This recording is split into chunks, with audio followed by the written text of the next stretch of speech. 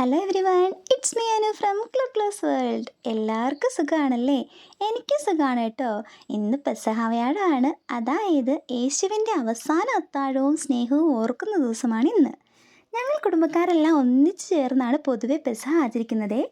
ഈ വർഷവും അങ്ങനെ തന്നെയാണ് കേട്ടോ ആചരിക്കുന്നത്.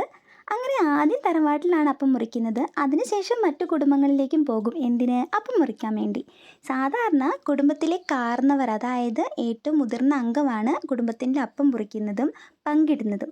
ഈ പങ്കിടൽ ഒരു സ്നേഹത്തിൻ്റെയും കരുതലിൻ്റെയും പ്രതീകമാണ്. അതുപോലെ തന്നെ പഴയ നിയമത്തിൽ ദൈവം ഇസ്രായേൽ ജനങ്ങളെ രക്ഷിച്ച സംഭവം ഓർമ്മപ്പെടുന്ന ഒരു ദിവസം കൂടിയാണ് ഈ ദിവസം എന്ന് പറയുന്നത്.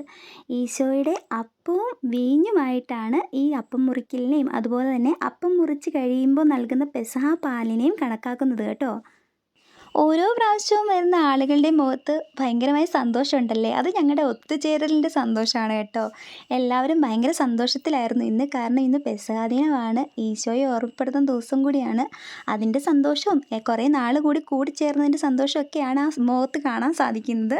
അങ്ങനെ തറവാട്ടിലെ അപ്പം മുറിക്കൽ കഴിഞ്ഞിട്ട് ഞങ്ങൾ അടുത്ത വീട്ടിലേക്ക് പോയി കേട്ടോ.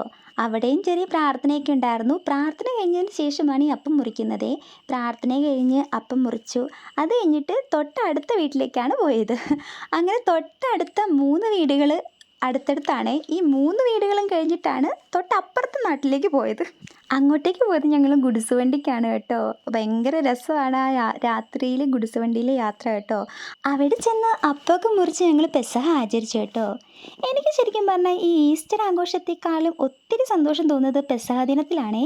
കാരണം ഒരു കരുതലും വാത്സല്യവും പങ്കുവെക്കലുമെല്ലാം ഈ ദിനത്തിൽ നമുക്ക് കാണാൻ കഴിയും. അങ്ങനെ അപ്പം മുറിക്കലെല്ലാം കഴിഞ്ഞ് ഞങ്ങൾ ഞങ്ങളുടെ വീടുകളിലേക്ക് പോവുകയാണേ. അപ്പോൾ എല്ലാവർക്കും പെസഹ മംഗളങ്ങൾ നേരുന്നു.